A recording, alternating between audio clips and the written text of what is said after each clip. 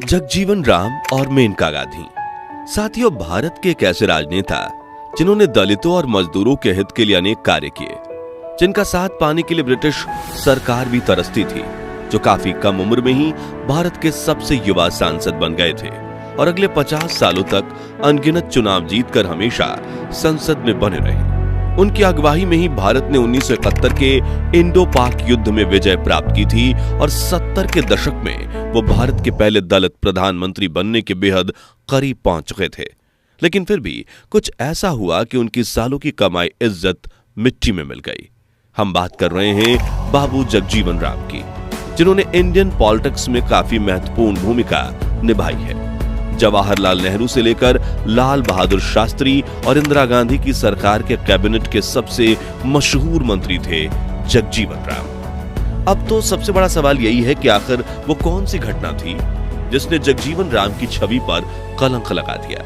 तो बता दें कि वो कुछ ऐसी अश्लील और आपत्तिजनक तस्वीरें थीं जिन्होंने 70 के दशक में राजनीति के गलियारों में बवाल खड़ा कर दिया था। तो वो तस्वीरें किसकी थी, उन्हें किसने वायरल किया था और आखिर क्यों?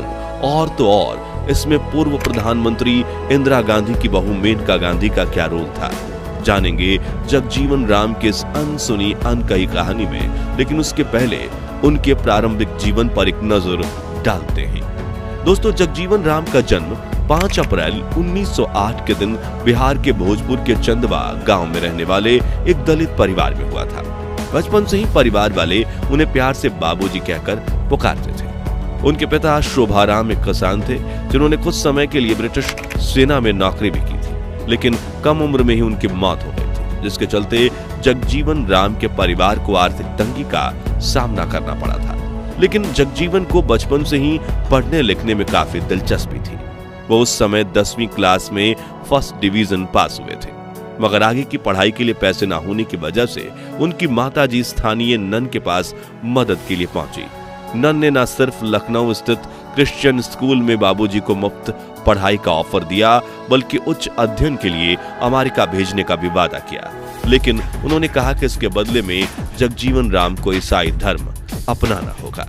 हालांकि उन दिनों हिंदू समाज में भी दलितों को कुछ खास आदर नहीं दिया जाता था और आर्थिक तंगी में ऐसा ऑफर ठुकराना काफी मुश्किल था।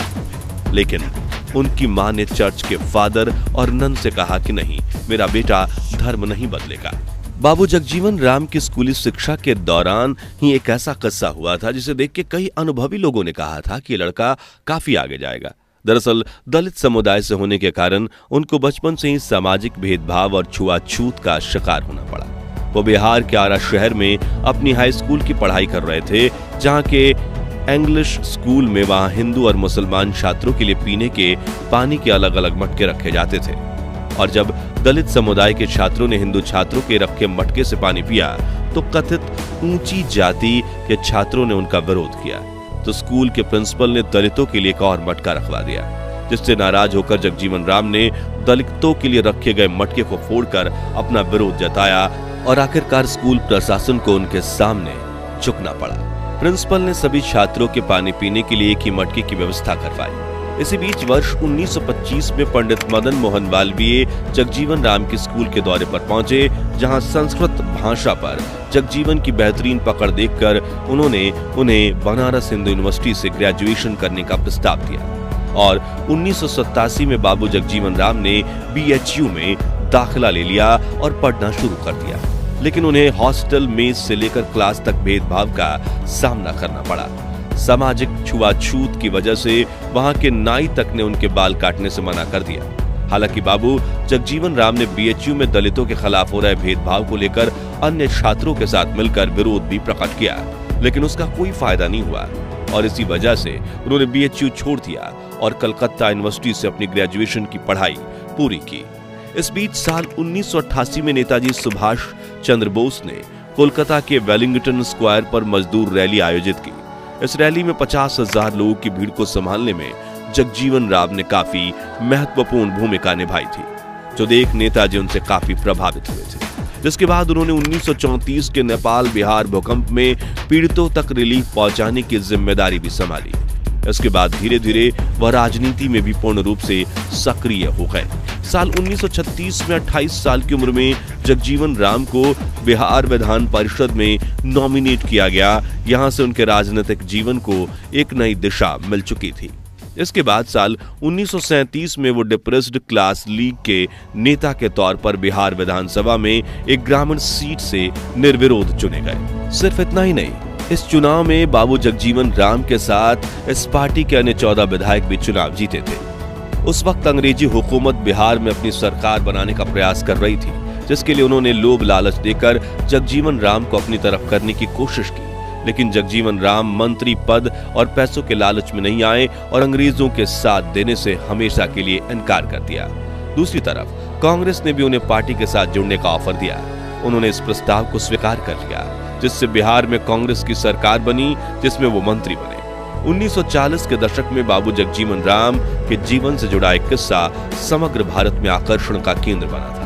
दरअसल बाबूजी दलित समुदाय के नेता थे और उन दोनों धार्मिक स्थलों में दलितों के जाने पर रोक थी। हालांकि एक बार उन्होंने जगन्नाथपुरी मंदिर जाकर दर्शन करने की इच्छा जताई, तो जननेता होने की वजह से उनको तो जगन्नाथपुरी मंदिर में जाने की अनुमति मिल गई, लेकिन उनकी पत्नी समेत बाकी लोगों को अनुमति नहीं मिली। इसलिए जगजीवन राम ने मंदिर में प्रवेश करने से इनकार कर दिया। उन्होंने कहा कि भगवान के दर्शन की मेरी तमन्ना अधूरी रह गई। अगर वह अपने भक्तों से भेदभाव करते हैं तो वह दुनिया के भगवान कैसे हो सकते हैं। वहीं उन्होंने हिंदू महासभा में दलितों के लिए मंदिर और कुएं खोलने का प्रस्ताव भी रखा। वे कहते थे, हिंदुस्तान जहां भी जाओ जात साथ चलती है, जात के नाश में दलितों की मुक्ति है।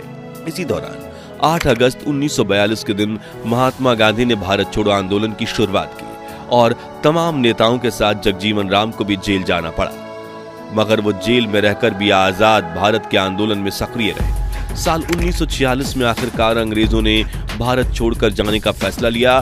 सभी नेताओं की रिहाई के साथ पंडित नेहरू की इंटरिम गवर्नमेंट बनाई गई, जिसमें जगजीवन राम सबसे कम उम्र के मंत्री बने। उन्हें लेबर मिनिस्टर का पद सौंपा गया। अगले साल देश को आजादी मिली और जगजीवन राम ने मजदूरों के आर्थिक और सामाजिक जीवन को बेहतर बनाने के लिए कानून बनाए, जैसे कि मिनिमम वेज, इंश्योरेंस और बोनस वगैरह, जिससे जनता में उनकी लोकप्रियता बढ़ने लगी। और यह उनके द्वारा किए गए बेहतरीन कार्यों का ही परिणाम था, जिसके बाद उन्हें इंटरनेशनल लेबर कॉन्फ्रेंस के अध्यक्ष के तौर पर भी चुना गया। जिसके बाद बाबूजी पंडित नेहरू की सरकार में कम्युनिकेशन मंत्री, ट्रांसपोर्ट और रेलवे मंत्री भी रहे। दिसंबर 1956 से लेकर 1962 तक उन्होंने रेल मंत्री की भूमिका निभाते हुए संसद में 7 बार बजट पेश किया। वह कृषि मंत्री के तौर पर भी सफल रहे। उन्होंने पहली हरित क्रांति को भी साकार किया था। खैर, पंडित नेहरू के बाद इंदिरा गांधी की सरकार बनी। इस दौरान 1969 में कांग्रेस पार्टी 2 हिस्सों में विभाजित हो गई और जगजीवन राम ने इंदिरा गांधी का साथ देने का फैसला किया। नतीजन उन्होंने कांग्रेस का राष्ट्रीय अध्यक्ष पद संभाला। फिर साल 1970 से 1974 तक उन्होंने इंदिरा गांधी की कैबिनेट में रक्षा मंत्रालय की कमान संभाली और 1971 में हुए इंडो पाक युद्ध में उनकी आगवानी में भारतीय सेना ने पाकिस्तान को बुरी तरह से पछाड़ दिया। इस तरह बांग्लादेश को आजादी दिलवाने में उनकी महत्वपूर्ण भूमिका रही। मगर साल 1975 में जब इंदिरा गांधी सरकार ने अचानक आपातकाल की घोषणा कर दी तो जगजीवन राम इससे नाराज हो गए। उन्होंने कांग्रेस पार्टी छोड़ दी और जनता दल के साथ मिलकर कांग्रेस फॉर डेमोक्रेसी नाम की पार्टी बनाई, जिसमें जगजीवन राम के साथ कांग्रेस के 5 वरिष्ठ नेता भी जुड़े थे। जो देख इंदिरा गांधी समझ चुकी थी कि उन्होंने एक बड़ी वोट बैंक गंवा दी। यानी एक तरफ आपातकाल की वजह से देश की जनता इंदिरा से नाराज थी, वहीं दूसरी तरफ जगजीवन राम के पार्टी छोड़कर जाने से कांग्रेस की हार निश्चित हो गई और इंदिरा गांधी 1977 के आम चुनाव हार गईं और जनता दल ने भारी बहुमत के साथ जीत हासिल करके मोरारजी देसाई को अपना प्रधानमंत्री चुना और जगजीवन राम बने उप प्रधानमंत्री। दोस्तों, साल 1977 के चुनावी माहौल का एक किस्सा आज भी कई राजनीतिक विशेषज्ञों के चेहरे पर मुस्कुराहट ला देता है। तो बात कुछ ऐसी थी कि चुनाव के कुछ दिन पहले जगजीवन राम को दिल्ली के रामलीला मैदान में जनता को संबोधित करना था। इस सभा में लाखों की भीड़ जमा होने का अंदाजा लगाया जा रहा था, जिससे कांग्रेस को भारी झटका लग सकता था। इसलिए इंदिरा गांधी ने उसी दिन दूरदर्शन पर ऋषि कपूर की नई फिल्म बॉबी को चलवा दी। उस वक्त दूरदर्शन पर नई फिल्म का इतना जल्द आना असंभव सी बात थी। इसलिए इंदिरा को लगा कि सभा में जाने के बजाय दिल्ली की जनता घर में रहकर फिल्म देखना पसंद करेगी, लेकिन हुआ उसका उल्टा ही। जगजीवन राम की सभा में इतनी भीड़ इकट्ठा हुई कि मैदान छोटा पड़ गया। अगले दिन अखबारों में हेडलाइन छपी कि बाबू बिट्स बॉबी, बाबू ने बॉबी को हरा दिया। इससे आप अंदाजा लगा सकते हैं कि जनता के बीच बाबू जगजीवन राम की लोकप्रियता कितनी अधिक थी। खैर, अक्टूबर 1978 में मोरारजी देसाई के इस्तीफा देने की खबर सामने आई थी। उसके बाद प्रधानमंत्री पद के लिए सबसे वरिष्ठ और काबिल नेता थे जगजीवन राम। लेकिन फिर देश के सामने आया ऐसा सेक्स स्कैंडल जिसने उनके प्रधानमंत्री बनने के सपने पर पानी फेर दिया। दरअसल साल 1978 में सूर्या नाम के अखबार में जगजीवन राम के बेटे सुरेश राम और उनकी प्रेमिका की कुछ तस्वीरें छापी गईं, जिसमें सुरेश अपनी प्रेमिका सुषमा के साथ शारीरिक संबंध बनाते हुए दिख रहे थे। लेकिन हैरानी की बात यह थी कि सुरेश राम पहले से ही शादीशुदा और उनके बच्चे भी थे, जबकि उनकी प्रेमिका सुषमा सिर्फ 21 साल की थी। वो दिल्ली विश्वविद्यालय की छात्रा थी। सुरेश राम की तस्वीरों वाले रिपोर्ट का शीर्षक था रियल स्टोरी और मैगजीन का यह एडिशन देश भर में ब्लैक में बिकने लगा। एक उप प्रधानमंत्री के बेटे की ऐसी हरकत देखकर जनता में आक्रोश फैल गया। जगजीवन राम के सर पर कलंक लग गया और उनका जनता और सरकार को जवाब देना भारी पड़ गया। यह उस समय का सबसे बड़ा पॉलिटिकल सेक्स स्कैंडल था, जिसने न सिर्फ जगजीवन राम के प्रधानमंत्री बनने के सपने पर पानी फिर दिया, बल्कि उन्हें उप प्रधानमंत्री पद से भी इस्तीफा देना पड़ा। लेकिन अब सवाल यह है कि ये तस्वीरें आखिर मीडिया को मिली कैसे और क्यों सिर्फ एक मैगजीन ने इस तस्वीरों को छापा। तो सुरेश राम को एक्स्ट्रा मैरिटल अफेयर करने का बड़ा शौक था और वो अक्सर फ्लोराइड कैमरे से अपनी गर्लफ्रेंड की नग्न तस्वीर खींचा करते थे, जिन्हें वो अपने साथ लेकर घूमते थे। और ये तस्वीरें मीडिया तक कैसे पहुंची, उसे लेकर राजनेता राज नारायण ने उस वक्त प्रेस कॉन्फ्रेंस में एक बयान दिया। उन्होंने बताया कि एक दिन सुरेश राम की मुलाकात पॉलिटिशियन ओमपाल सिंह से हुई और ओमपाल सिंह ने सुरेश राम से सिगरेट मांगी। जब उन्होंने सिगरेट देने के लिए अपनी कार का ग्लब खोला तो सिगरेट के पैकेट के साथ वो तस्वीरें नीचे गिर पड़ी। ओमपाल सिंह ने वो तस्वीरें उठा ली और सुरेश राम को वापस नहीं की। इन 40 से 50 तस्वीरों में 15 तस्वीरें उसी रात 1 बजे संजय गांधी के पास पहुंचाई गईं। ये तस्वीरें देखकर संजय गांधी की आंखें खुली की खुली रह गईं, मानो उन्हें एक ब्रह्मास्त्र मिल गया हो। उन्होंने तुरंत घर के अंदर जाकर इंदिरा गांधी को जगा दिया। अगले दिन 22 अगस्त को सुबह 9 बजे जनता पार्टी के सांसद कृष्णकांत के घर फोन बजा। दूसरे छोर पर जगजीवन राम थे और फोन रखते ही उन्होंने अपने परिवार वालों से कहा, एक और बेटे ने अपने बाप को डुबो दिया। जिसके कुछ घंटों बाद जगजीवन राम खुद कृष्णकांत से मिलने उनके घर पहुंचे थे और साथियों उन्होंने अपनी टोपी कृष्णकांत के पैरों पर रखते हुए कहा, अब मेरी इज्जत आपके हाथों में है। हालांकि कृष्णकांत ने मीडिया में अपने संपर्कों के जरिए जगजीवन राम की मदद करने की कोशिश की, जिसके अगले दिन इंडियन एक्सप्रेस के पहले पन्ने पर शहीद नकवी का एक लेख छपा, जिसमें सुरेश राम के प्रति सहानुभूति दिखाते हुए लिखा गया था, ये तस्वीरें उन पर दबाव डालकर खिंचवाई गई हैं। लेकिन इससे भी कोई फायदा नहीं हुआ। जगजीवन के राजनीतिक करियर की नैया डूब गई और कभी उनके आगे पीछे घूमने वाले लोगों ने उनसे मुंह मोड़ लिया। हालांकि उनकी इस हालत के पीछे जिम्मेदार इंदिरा गांधी को भी बताया जाता है। कहा जाता है कि उस समय भारत के हर अखबार ने इस खबर पर चुप्पी साध ली थी, लेकिन जिस मैगजीन में इन तस्वीरों को छापा गया था उसकी संपादक इंदिरा गांधी की बहू संजय गांधी की पत्नी मेनका गांधी थी। और ऐसा इसलिए किया गया क्योंकि इंदिरा गांधी जगजीवन राम के बढ़ते हुए रुतबे और प्रभाव से चिंतित थी। उन्हें अपने राजनीतिक करियर के खत्म होने का डर सता रहा था, इसलिए एक सोची समझी साजिश के तहत यह सब किया गया। वही मशहूर लेखक खुशवंत सिंह ने इस घटना का जिक्र करते हुए अपनी आत्मकथा ट्रूथ एंड लिटिल मैलिस में लिखा है कि एक दोपहर मेरी मेज पर एक पैकेट आया, जिसमें जगजीवन राम के बेटे सुरेश राम और कॉलेज में पढ़ने वाली एक लड़की की अंतरंग तस्वीरें थीं, जो देखकर मैं हक्का बक्का रह गया। फिर उसी शाम मेरे पास एक शख्स आया जो जगजीवन राम के दूल्हे का दावा करता था। उसने कहा कि अगर वो तस्वीरें नेशनल हेराल्ड और सूर्या में ना छापी जाएं तो बाबूजी मोरारजी देसाई का साथ छोड़ इंदिरा गांधी की तरफ आ सकते हैं। जो सुनने के बाद मुझे ये तस्वीरें लेकर इंदिरा गांधी के पास जाना पड़ा। लेकिन जब मैंने इंदिरा गांधी को जगजीवन राम के तरफ से की गई पेशकश का जिक्र किया तो इंदिरा गांधी ने कहा, मेरा उस शख्स पर रत्ती भर भी विश्वास नहीं है। जगजीवन राम ने किसी और शख्स से ज्यादा मुझे और मेरे परिवार को नुकसान पहुंचाया है। उन्होंने कहलवा दीजिए कि पहले उन्हें अपना पाला बदलना होगा, तभी मैं मेनका से उन तस्वीरों को न छापने के लिए कहूंगी।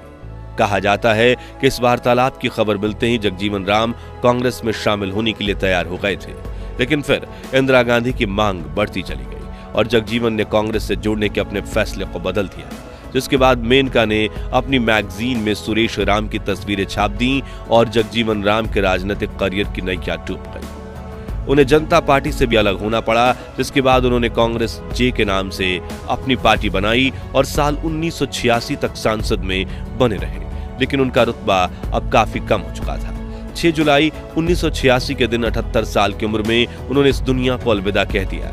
दोस्तों, आपको बता दें कि जगजीवन राम के पास 1936 से 1986 तक 50 साल लगातार संसद में बने रहने का वर्ल्ड रिकॉर्ड भी है। वो एक समय पर राजनीति के बादशाह भी कहे जाते थे, लेकिन बेटे के सेक्स स्कैंडल ने उनके जीवन के आखिरी सालों में उन्हें शर्मिंदा कर दिया। दोस्तों, क्या वाकई में बाबूजी को अपने बिगड़ैल बेटे के पापों की सजा मिली थी, या फिर ये एक सोची समझी साजिश थी जिसके तहत एक महान नेता को भारत के पहले दलित प्रधानमंत्री बनने से रोका गया?